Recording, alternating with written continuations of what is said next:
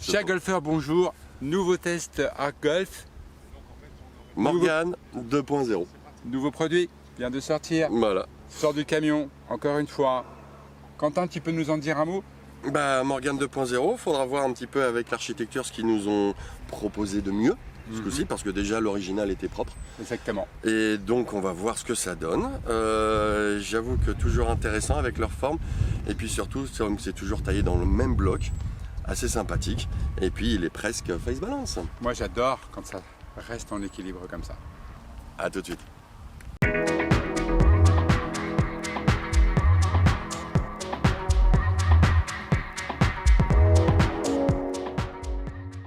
Maintenant on va passer un petit peu à ce club-là. Ouais. Donc on va maintenant parler un peu de la visée, du système de visée. Personnellement, moi je trouve qu'il repose plutôt bien au sol. Ouais. Et que la ligne est vraiment nickel. Alors c'est une ligne, comme je l'ai dit tout à l'heure, on peut changer les couleurs, mais après c'est encore une forme qu'il faut aimer, puisqu'il y a quand même des gros trous dedans, sûrement pour alléger ou pour la stabilité, enfin plein de choses. Et l'aérodynamisme, je pense. À voir. À voir. À voir. Et de toute façon, personnellement, enfin les clubs art golf, là, les putters art golf, quoi qu'il arrive, ils sont tous vraiment alignables, enfin ils s'alignent tout seuls. C'est assez impressionnant, facile, posé au sol, rien à dire, la semelle est parfaite. Là-dessus sur la visée, il n'y a rien de plus facile. Moi je suis, juste pour rebondir sur ce que dit Quentin, je suis un petit peu moins fan de ce genre de putter, mais il est certainement excellent. Ah il l'est. Il marche bien. Il marche. On vous en dira quelques mots plus tard. Voilà.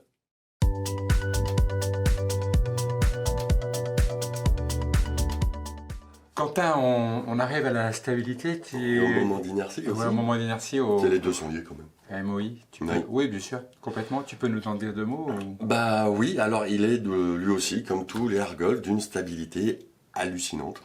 Ouais. C'est la taille du modèle qui fait ça. On tape en pointe ou en talon.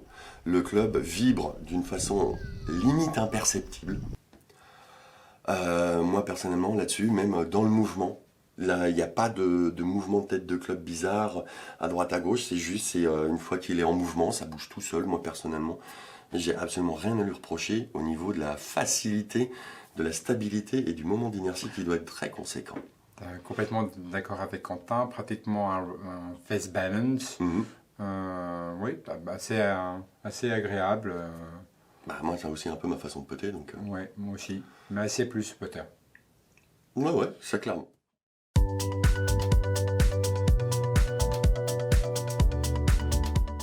Donc, rôle, toucher de balle, sensation, un peu de tout. Chaque golfeur, pas mal. Ici, donc, vous avez un insert. Ah non, c'est pas un insert, c'est taillé dans la masse. Oui, c'est taillé dans la masse, mais ça donne la sensation d'un insert. Ça s'appelle des cycloses. Cyclose, vous pourriez penser à des griffes un petit peu. Donc ça donne effectivement un toucher de balle très très doux.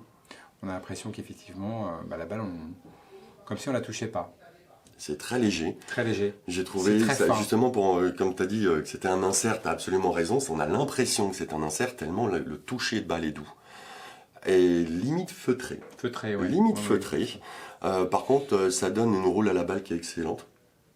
Donc là, c'est vraiment, on rentre dans la sensation. Exactement. Pour les putters plus fins, plus dans le dosage, plus dans le tempo, ça peut être un putter très intéressant. Voilà, exactement, qui est très facile à jouer, au dosage assez facile à partir du moment où on a un peu d'expérience. Exactement. Et vraiment, même si je suis pas le plus fan de ce genre de toucher, puisque j'aime bien les toucher un petit peu plus légèrement secs, mais j'avoue qu'il reste quand même très agréable, c'est très doux. C'est, comme j'ai dit, c'est un tout petit peu feutré, ça en donne l'impression d'être un peu feutré, alors qu'on identifie parfaitement l'impact où on tape la balle. Complètement. Alors là, c'est du millimètre. Là, si vous loupez l'insert, vous le sentez radicalement. On a essayé avec Quentin, on s'est amusé de faire des pointes. Et des talons. Là, je peux vous dire que la balle, elle glisse, alors pas du tout pareil que si vous la... Le contact est différent, mais pourtant la tolérance du club est quand même exceptionnelle, puisque les balles... Au niveau de direction, on ne parle pas de directionnel, on parle juste de toucher de balle. Donc là, c'est impressionnant. Et je vous promets que c'est vrai entre justement les cyclos et les pointes et talons. C'est vraiment très différent. Voilà, touché. Et puis personnellement, moi j'ai adoré la façon dont il a bougé. Ouais. Il est bien équilibré généralement.